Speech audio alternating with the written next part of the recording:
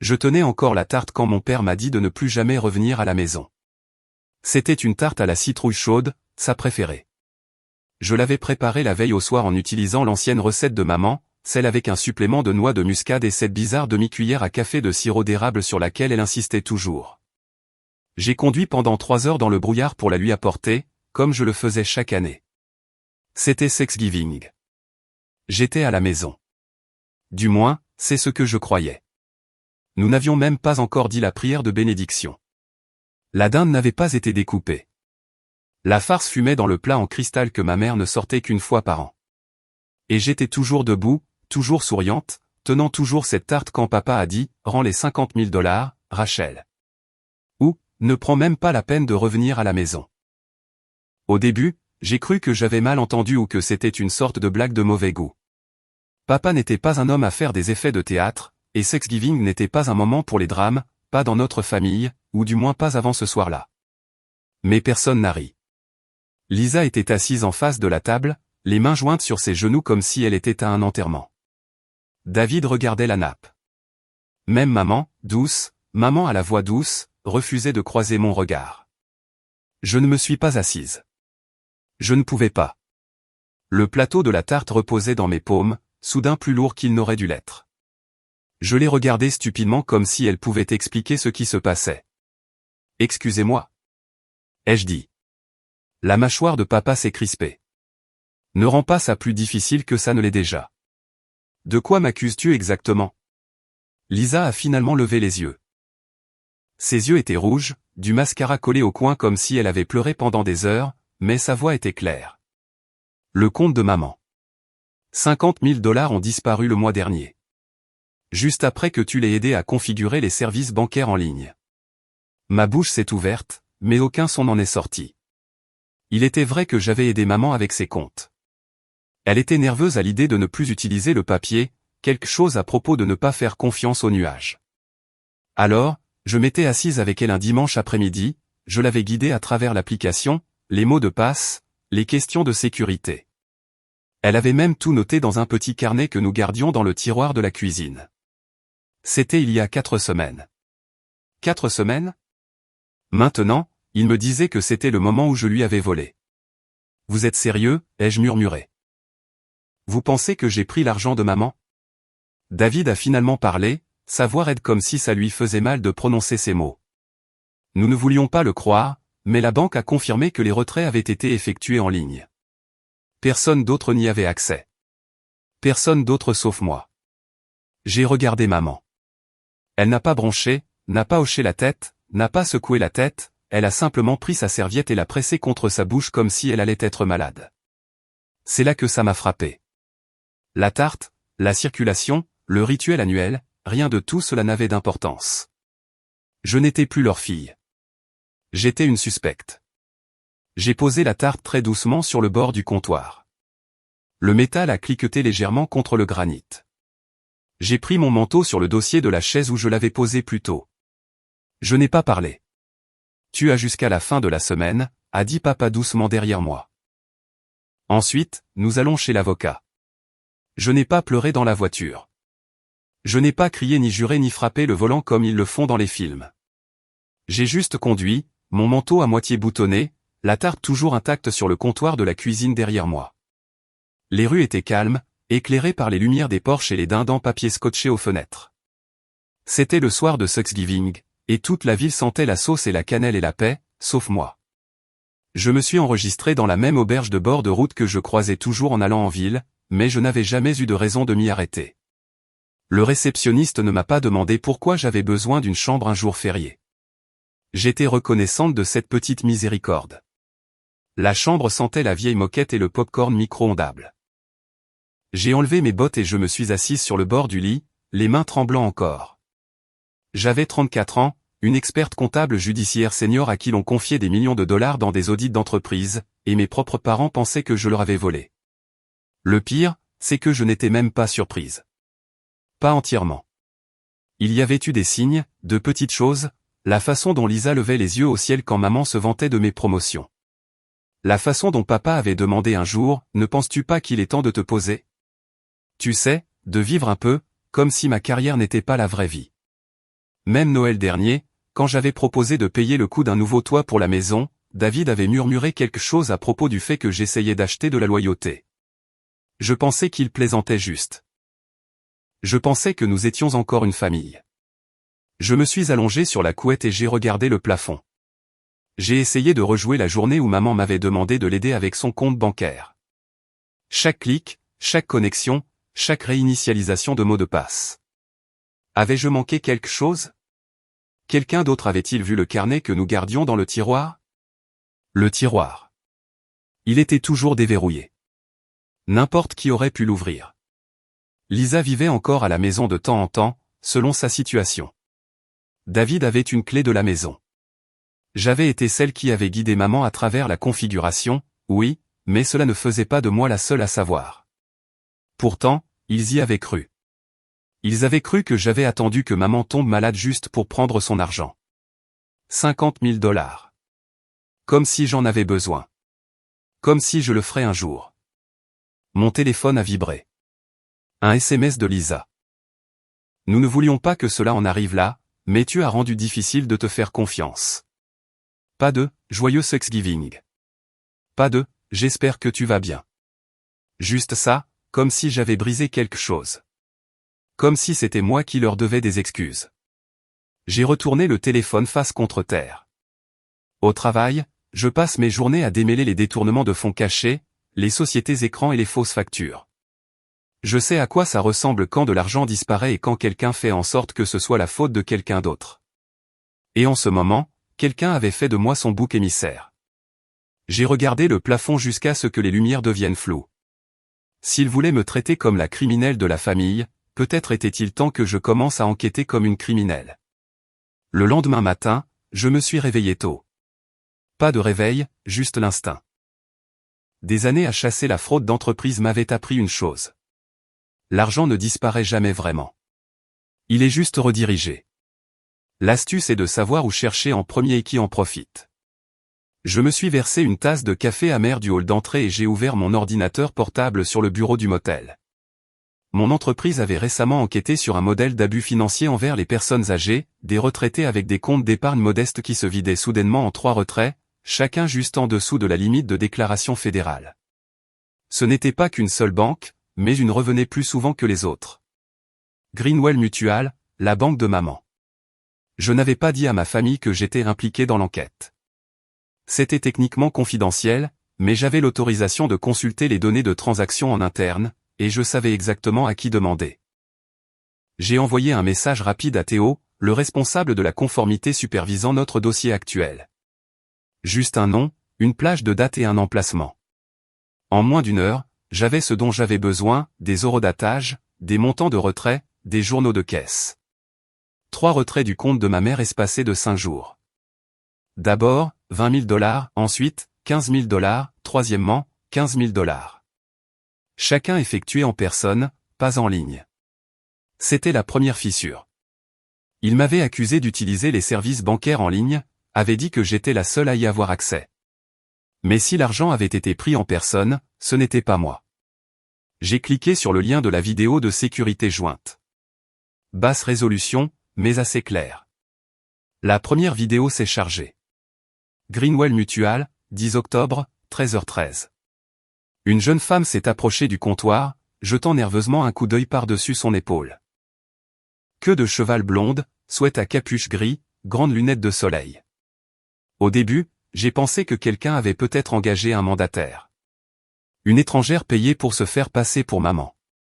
Mais ensuite, la fille s'est approchée de la caméra, a baissé son masque pour parler à la caissière. Lisa, même avec la résolution granuleuse, je connaissais ce visage. J'avais gardé ce visage, je l'avais vu souffler des bougies d'anniversaire et pleurer pour des petits amis ratés. Elle était agitée, tapant ses doigts sur le comptoir.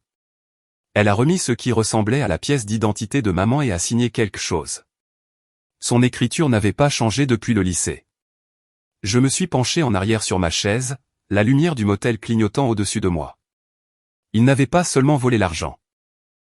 Il l'avait planifié, avait réfléchi au moment opportun, avait attendu que j'aide maman à passer au numérique, puis avait utilisé cela comme couverture pour me piéger. J'ai ouvert la deuxième vidéo. 15 octobre, même agence. Cette fois, c'était David. Pas de déguisement, pas d'énergie nerveuse, calme, confiant. Il a plaisanté avec la caissière, a signé comme s'il possédait le compte.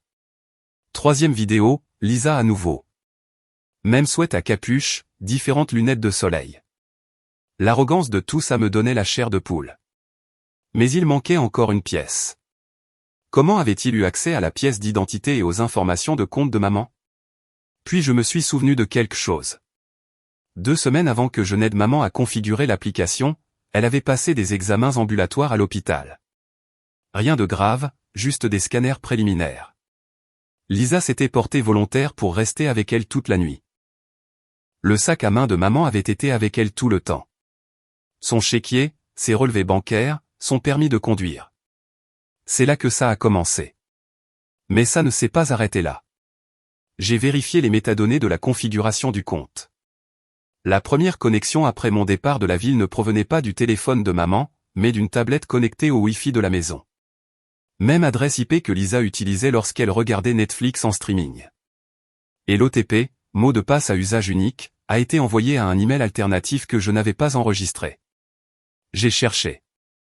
Le numéro de téléphone de récupération appartenait à David. Ils n'étaient pas seulement négligents. Ils étaient arrogants. Ils pensaient que personne ne remettrait ça en question. Pas si la fille à succès était la coupable évidente. Pas si le reste de la famille parlait d'une seule voix. J'ai fermé l'ordinateur portable. Ce n'était pas juste un malentendu. Ce n'était pas un moment de désespoir ou une somme empruntée qui avait mal tourné. C'était une fraude. Et ils avaient utilisé mon amour pour maman comme écran de fumée. J'ai fermé le sac de l'ordinateur portable et j'ai pris le téléphone. Pas pour appeler la police. Pas encore. J'ai appelé mon bureau à la place. J'ai demandé à Théo quelque chose de précis, les impressions des signatures des caissiers. J'en aurais besoin pour comparaison. Puis j'ai fait glisser ma valise et j'ai sorti un fin dossier noir, le genre que j'utilisais pour les présentations au tribunal. S'ils voulaient un méchant dans la famille, je leur montrerais à quoi ça ressemblait quand le méchant gardait les reçus. Je n'ai pas appelé à l'avance. Je suis revenu en voiture lundi après-midi, juste au moment où la lumière du soleil frappait cette inclinaison dorée qu'elle a toujours entre Halloween et Noël. Le genre de lumière qui donnait l'impression que la maison était chez elle. Pas aujourd'hui. L'allée était pleine. Le SUV de David, la voiture compacte de Lisa, la vieille berline de maman. Pas d'invités, juste la famille. Je me suis garé au bord du trottoir, je me suis assise un moment, le moteur qui cliquetait, les mains posées sur le dossier en cuir sur mes genoux. Celui qui contenait chaque reçu, chaque horodatage, chaque mensonge qu'il pensait que personne ne remarquerait. Puis je suis sorti, j'ai monté les marches du porche et je me suis laissé entrer. La maison sentait le bouillon de poulet et le romarin. Les lumières de la cuisine étaient allumées. Je pouvais entendre le murmure de la conversation, le cliquetis des couverts, un rire qui ne m'appartenait plus. Je les ai tous trouvés dans la cuisine. Lisa était perchée sur le comptoir, une tasse de café à la main, les jambes se balançant comme si elle avait à nouveau 13 ans. David était appuyé contre le réfrigérateur, les bras croisés, l'expression illisible. Maman était debout près de l'évier, séchant la vaisselle avec des mouvements lents et pratiqués. Papa remuait quelque chose sur la cuisinière. Ils ont levé les yeux quand je suis entré, et tout s'est arrêté. Personne n'a rien dit. Je les ai dépassés et j'ai posé le dossier sur la surface en bois lisse où nous avions l'habitude d'étaler la pâte à biscuits. Puis je l'ai ouvert. Vous avez cru que j'avais volé à maman, ai-je dit doucement. Laissez-moi vous montrer ce qui s'est réellement passé. L'air a changé. Subtilement comme avant une tempête. J'ai sorti la première photo, une capture d'écran de la vidéo de sécurité de la banque. Lisa avec des lunettes de soleil penchée sur le comptoir d'un caissier en train de signer un formulaire. 10 octobre, 20 000 $. Pas en ligne, pas moi. Personne n'a bougé, pas même Lisa. La deuxième photo montrait David souriant dans un pull bleu marine, remettant un chèque. 15 octobre, 15 000. Je pouvais sentir ma voix trembler sur les bords, pas de colère, mais de retenue. Ce n'étaient pas des inconnus. C'étaient les personnes avec lesquelles j'avais grandi. Les doigts de Lisa ont serré sa tasse plus fort. Elle a ouvert la bouche, puis l'a refermée. J'ai posé les bordereaux de caisse. même agence, même signature. Je les ai comparés à ton écriture, Lisa, de cette note sur le réfrigérateur la semaine dernière. Un temps mort s'est écoulé. Puis Lisa a finalement parlé. Sa voix était plus ténue que je ne m'en souvenais. Tu as fouillé dans nos affaires? J'ai incliné la tête presque doucement. Vous avez fouillé dans celle de maman. Maman a tendu la main vers les documents, ses yeux scannant l'impression, ses mains tremblant. Quand elle a parlé, sa voix était calme, presque suppliante. Mais la banque, ils ont dit que ça avait été fait en ligne. C'est ce qu'ils ont pensé que j'avais dit. Mais le retrait lui-même ne l'était pas. L'accès en ligne est venu plus tard depuis une tablette connectée à votre Wi-Fi. Le compte était configuré pour être récupéré via un email lié au numéro de téléphone de David. Un silence s'est abattu sur la cuisine comme une neige qui tombe. Papa a arrêté de remuer. Lisa a détourné le regard. David a regardé le sol comme s'il pouvait y trouver une vérité différente. Vous m'avez laissé penser que ma fille m'avait volé, a murmuré maman. Elle ne regardait personne en particulier. Peut-être même pas moi. Vous m'avez dit de ne pas revenir à la maison, ai-je dit encore plus doucement. Et vous ne m'avez jamais demandé si je l'avais fait. C'est ce qui piquait. Pas l'accusation.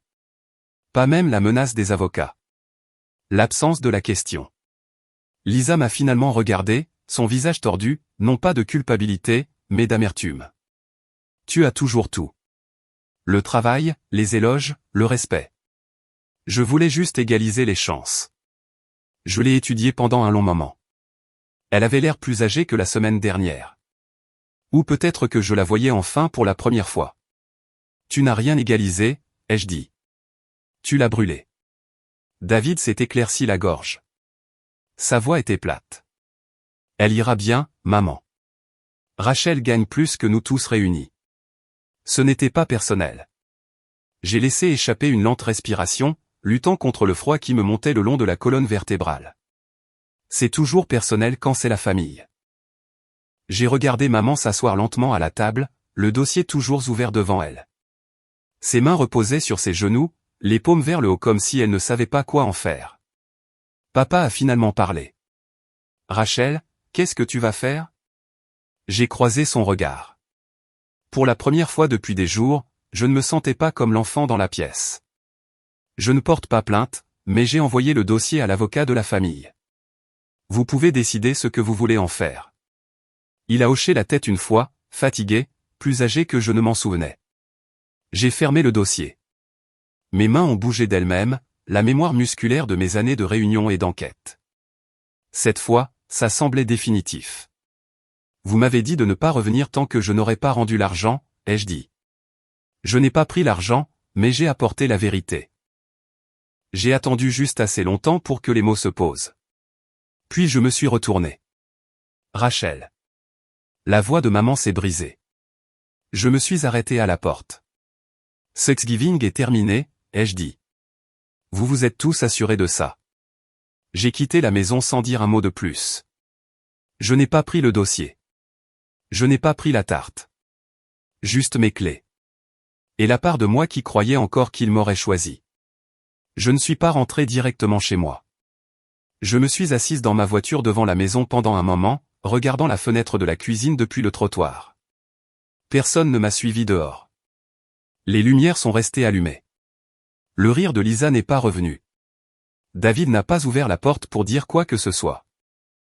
Personne n'est venu en courant dans l'allée pour s'excuser, et ça, plus que tout, m'a dit tout ce que j'avais besoin de savoir. De retour à Boston, la ville me semblait plus nette, plus calme. Je suis retourné au travail comme si de rien n'était, mais je n'étais plus tout à fait la même. J'ai arrêté d'appeler les dimanches soirs. Je n'ai pas consulté le groupe de discussion familiale. J'ai laissé l'icône de la messagerie vocale clignoter sur mon téléphone pendant 3 jours entiers avant de l'écouter. C'était de maman. Rachel, nous avons eu tort. Je le sais maintenant. Je ne voulais juste pas le croire. Je suis désolé. Je ne m'attends pas à ce que tu nous pardonnes.